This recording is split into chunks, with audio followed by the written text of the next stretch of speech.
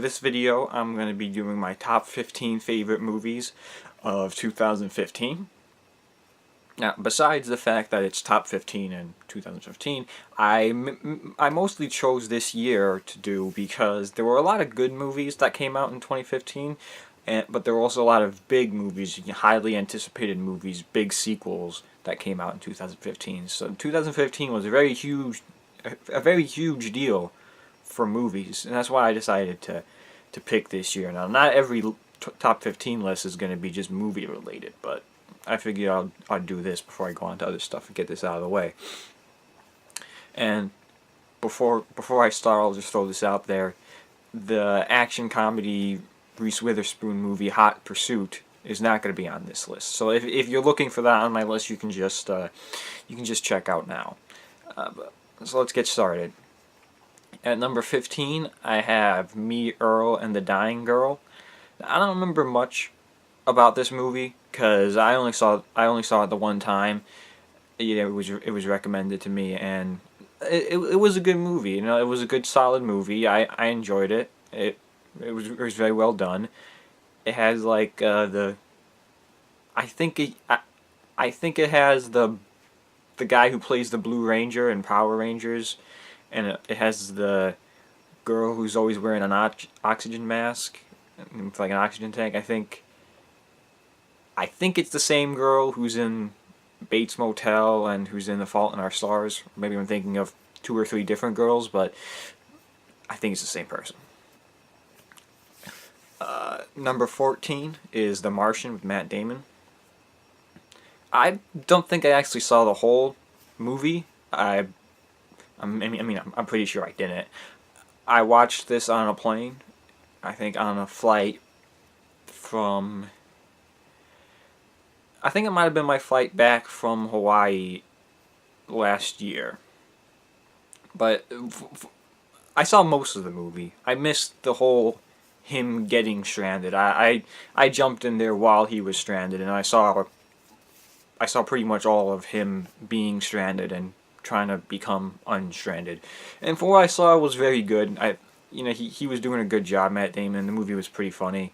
And so I enjoyed it. Maybe one day I'll watch the rest of it, and it might become higher on my list with more context for the movie. Number 13 is Mission Impossible: Rogue Nation. Now, I've only seen 2 Mission Impossible movies, this one and Ghost Protocol, and it's been a while, so I honestly don't remember which one's which, but I know they both have Simon Pegg and Jeremy Renner in them, and Tom Cruise, of course. I don't remember which one's which. I liked them. They're both good. I think this one isn't J.J. Abrams. I know Ghost Protocol is directed by J.J. Abrams, and then this one's like just produced by him, but they're still good. Number 12 is actually Chappie. I know a lot of people didn't care for this movie, but I liked it. I liked. I guess I just liked the story, what they did with the robot. Making it. I don't know. It felt like a very human story. I think wasn't Hugh Jackman in it, played a villain. I think he was like a businessman or whatever, and then this wasn't William Fichtner wasn't in this. That was Elysium, I'm pretty sure. But I liked Elysium too. Neil Blomkamp's a very good director. So in my opinion, all he's done has been pretty good films. So number 11 is Spectre. Now, I guess this is kind of low on my list because it's not my favorite of the Daniel Craig James Bond movies, and I've really only ever seen James Bond movies with Daniel Craig.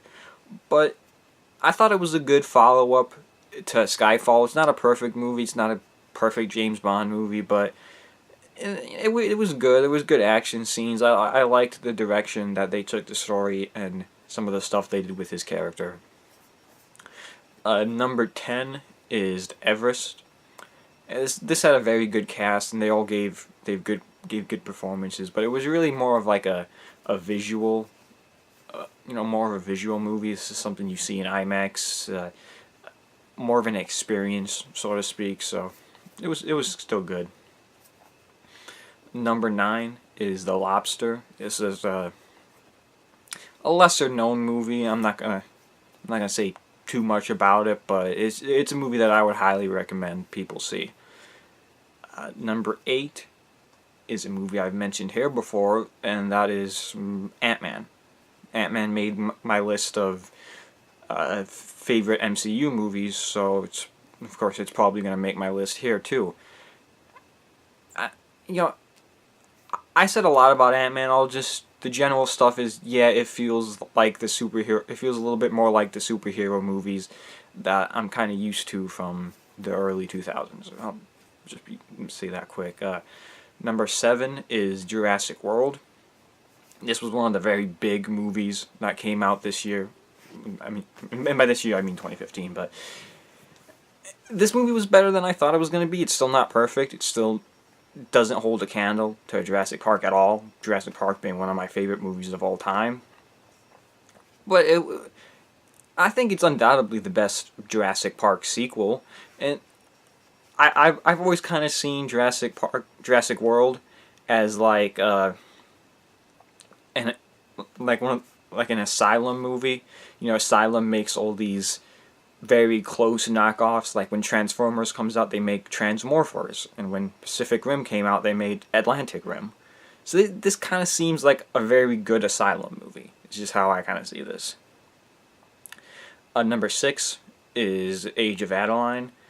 This was a very good movie, very well done. You know, it's got Harrison Ford in it, so what more do you need, really?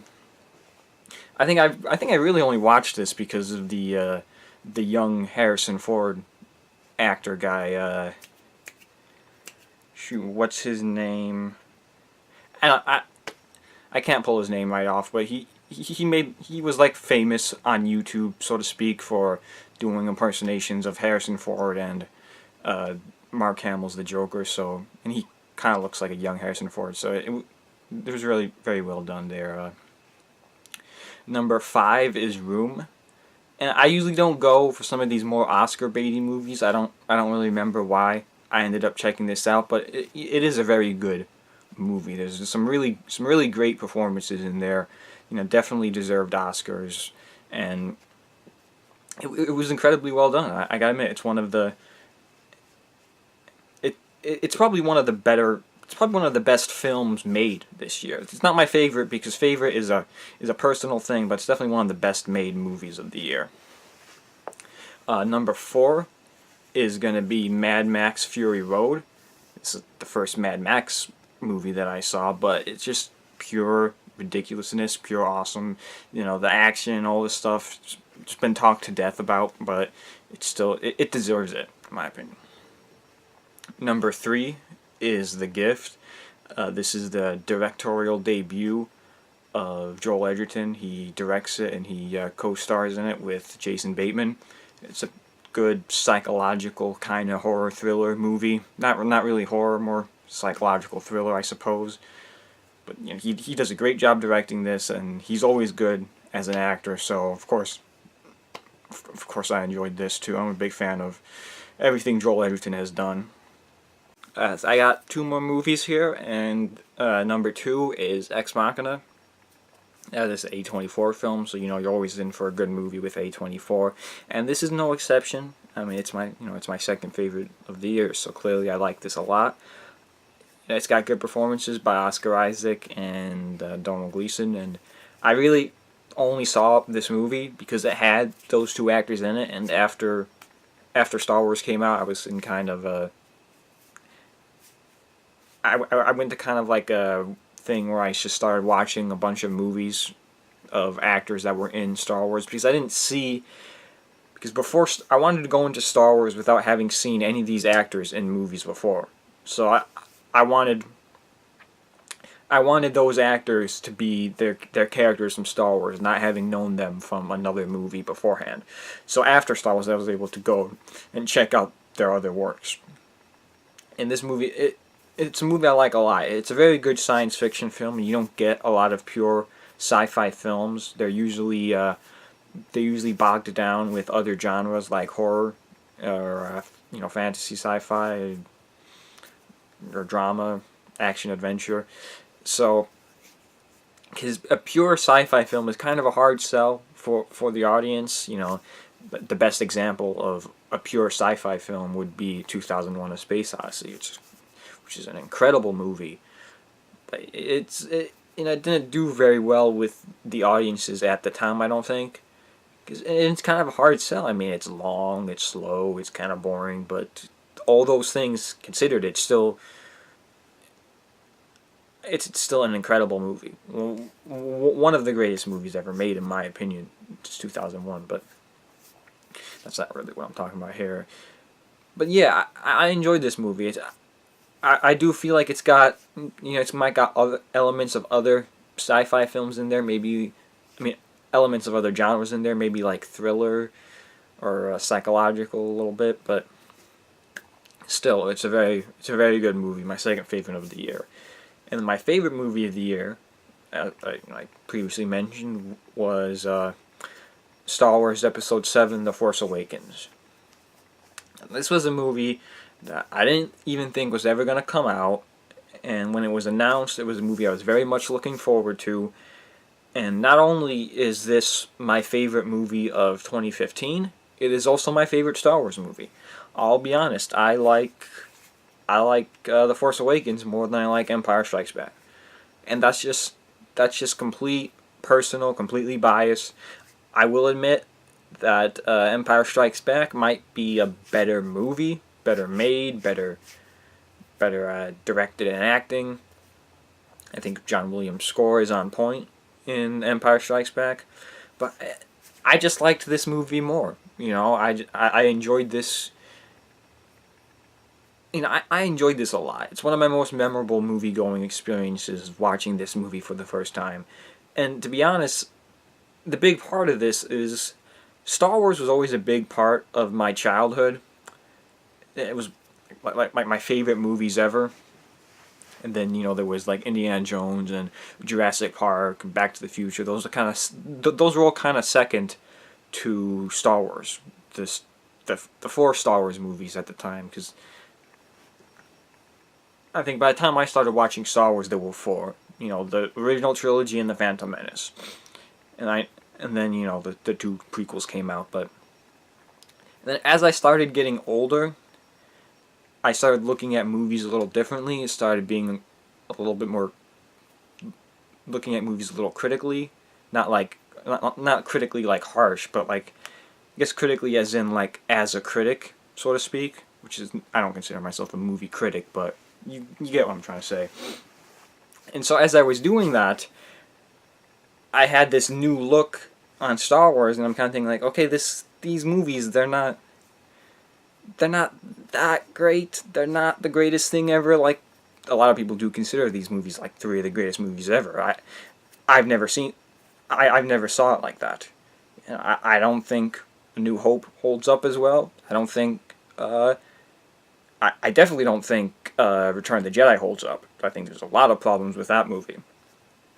And I also, when I started to look at movies more critically, I started liking Jurassic Park more and more. I started seeing how this is a very well done movie, a very good story with interesting characters and good performances and directing and all that jazz. So when I saw Force Awakens, it was taking me back to the childhood I had, the childhood experiences I had with Star Wars, but still allowing me to stay grounded in the way that I was now viewing movies.